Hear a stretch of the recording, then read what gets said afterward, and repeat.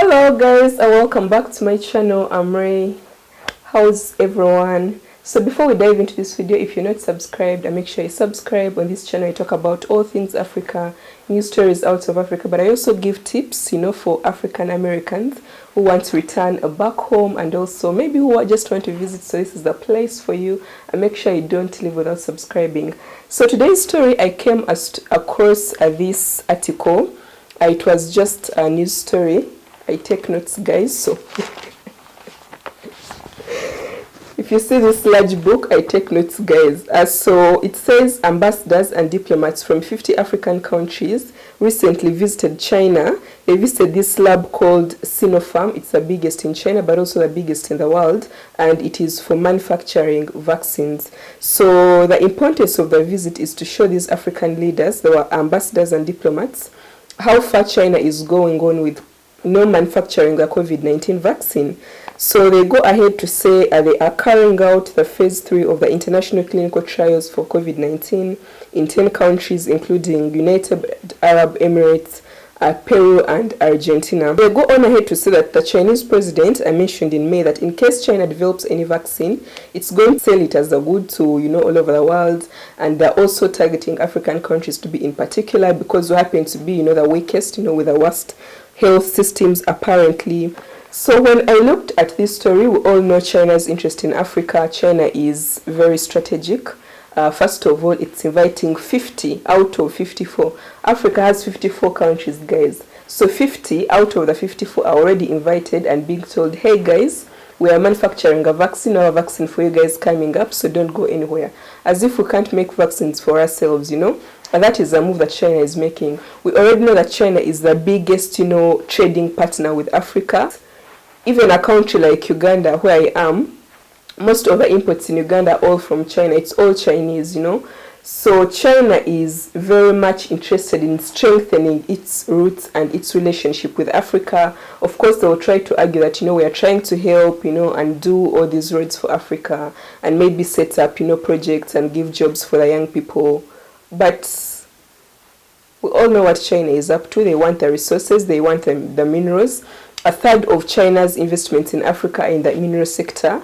We know China in all these countries. Even if it's Uganda, Chinese are here mining gold. If you go to Zimbabwe, if you go to Sierra Leone, they are, they look for where the minerals are. They want the resources because Africa has the resources. We believe China is probably depleted of all its resources. So that's why they are here. What my concern is, one of the ambassadors, let me read for you what he says. This one is from Sierra Leone. I'm just going to quote his words.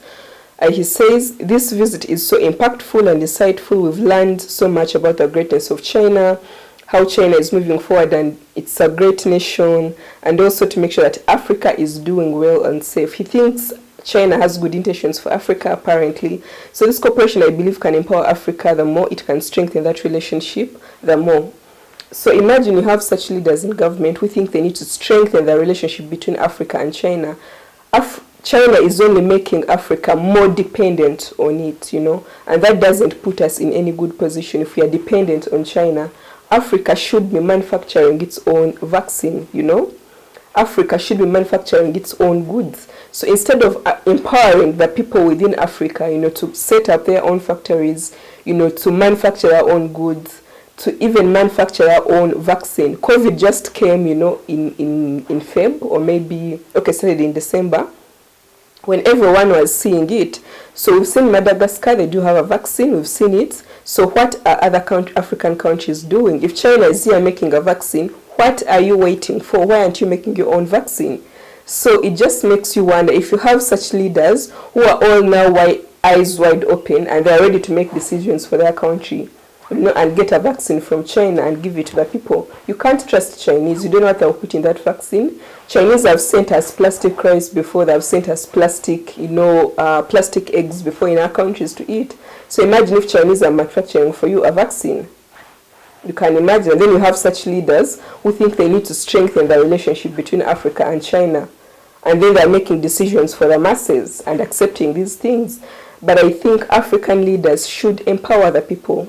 Because the more we become dependent on China, that is negative for us. It's going to weaken us, puts us in a bad position. If we have all these Chinese factories giving us employment, there is a story here on my channel where a Chinese man assaulted, his employee in the manhood. Up to now, Peter, he's there, So we have Chinese factories. The government the countries, the borders are so open. Even if, leave alone the Chinese government, even small, businesses, at individual levels, they just come and enter the country any way they feel like. Just come and set up businesses here. The countries, I believe most African countries, do not protect themselves. You can't just go to China and open up a business. You can't. You can't just go to China and open up a business. But Chinese come here in Uganda, in all these African countries, and open up businesses without even anything. They just come, and some of them are even criminals, but they just come to our countries. Our leaders just need to step it up really and empower the people. It's important to empower your people. Why would you allow Chinese to come in your country and mine the gold in your country?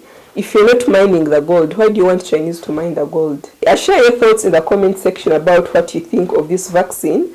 I see African leaders embracing it because 50 of them are already there. 50 out of 54. That's like 100%. So they want to capture the healthcare system as well. And we all know that impact that COVID has had on the economy. How everyone is in panic mode. People are even just more scared of the disease than the disease itself. So it's just crazy. Anyway, I share your thoughts. I don't leave without subscribing. I was supposed to do a live chat today. Today is a Sunday. Maybe I'll post this tomorrow. I'm sorry I didn't, forgive me guys. But I'll do at least 2 live chats this coming week. So stay tuned and see you on the next video.